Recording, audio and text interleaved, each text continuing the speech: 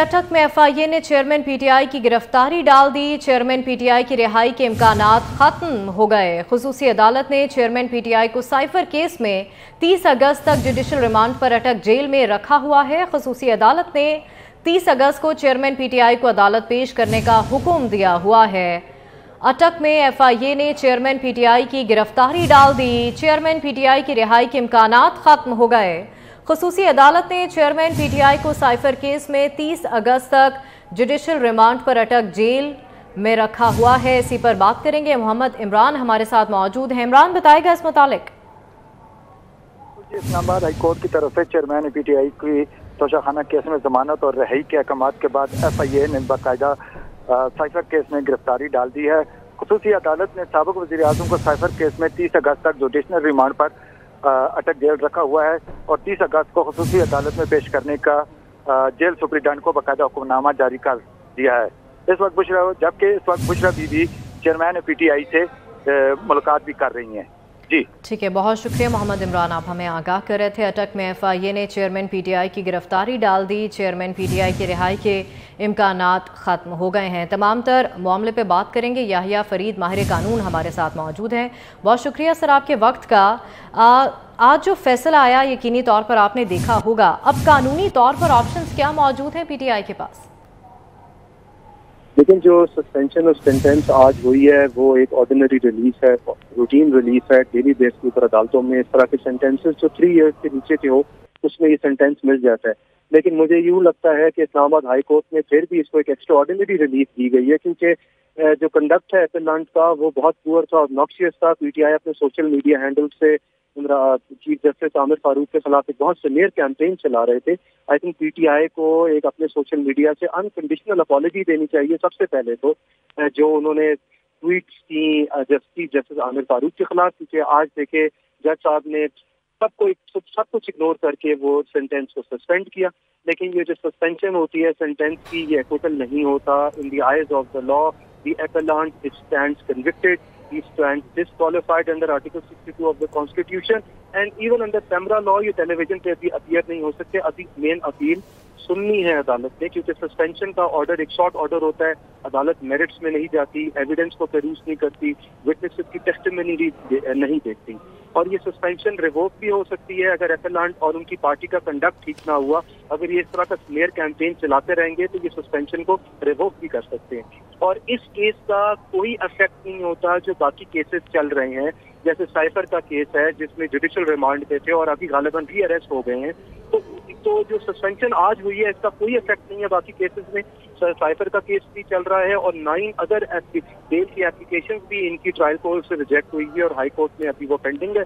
PTI के लिए जो नेक्स्ट स्टेप है वो यही है कि वो इस अपील को अब जो है वो आर्ग्यू करे, अपील को मेरिट्स के ऊपर आर्ग्यू करे, एविडेंस अपना शो करे और जो इस्लामाबाद हाई कोर्ट है वो अपील को सुनेगी और उसके ऊपर फैसला करेगी।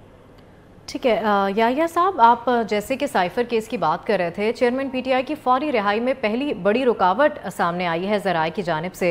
साइफर केस में एक और अहम पेशरफ्त हुई है। ऑफिशियल सीक्रेट एक्ट खुसूसी अदालत ने चेयरमैन पीटीआई को जुडिशल रिमांड पर जेल भेज रखा है। क्या साइफर केस में जो गिरफ्तारी का हुक्म दिया गया है वो इसमें रुकावट नहीं डाल सकता?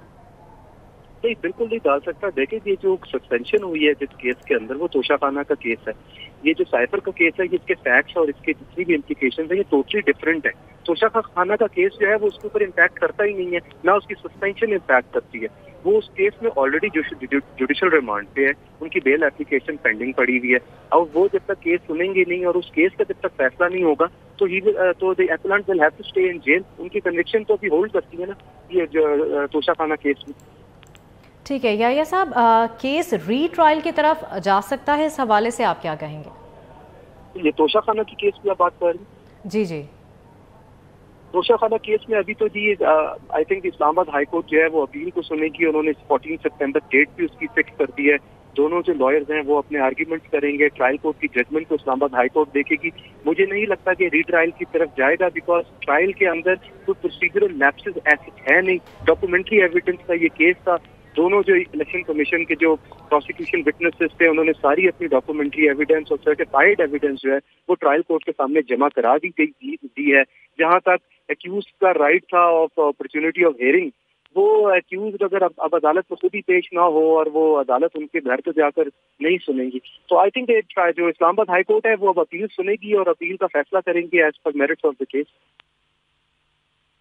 کیس ری ٹرائل کی طرف جاتا ہے تو کیا اسی جج کے پاس جائے گا یا جج کو تبدیل کرنے کی درخواست کی جا سکتی ہے؟ دیکھیں اگر جج کو تبدیل کرنا ہوگا تو اس کے لیے سالڈ گراؤنڈز ہونے چاہیے. صرف آن دی اپلیکیشن آف دی ایپلانٹ یا ایکیوز جج تبدیل نہیں ہو سکتا, ورنہ تو پنڈورا باکس کھل جائے گا. ہر لٹیگنٹ بولے گا کہ مجھے اپنا پسندیدہ جج چاہیے. انلیس اینڈ انٹل کوئی سالڈ گراؤنڈ جب تک پی ٹی آئی اور عمران خان کی پارٹی جو ہے جب تک وہ پریزنٹ نہیں کرتے کورٹ میں, تو آئی ڈونٹ تھنک کہ لیگلی اٹ از پاسبل کہ جج کو ٹرانسفر کیا جائے یا جج کے کیس کسی اور جج کے تھرو سنا جائے. بٹ ابھی یہ ہے کہ ہمایوں دلاور جو ہے وہ ایس پی بن چکے ہوئے ہیں, تو شاید اس وجہ سے اگر ری ٹرائل پہ جاتا ہے تو کسی اور جج کو یہ کیس سننا پڑے. ٹھیک ہے یحییٰ صاحب, اس کیس میں تو سزا معطل ہو گئی فی الحال کے لیے, کالعدم نہیں ہوئی, معطل ہو گئی ہے. اور بہت سارے کیسز ہیں جس میں چیئرمین پی ٹی آئی مطلوب ہیں, تو ان کیسز کا جیسے کہ آپ نے بتایا کہ ایفیکٹ نہیں پڑے گا, لیکن جو تمام تر کیسز ہیں جن کیسز میں ان کو گرفتاری کا بھی حکم دیا گیا ہے, ان کیسز کا کیا ایفیکٹ پڑ سکتا ہے اس پر؟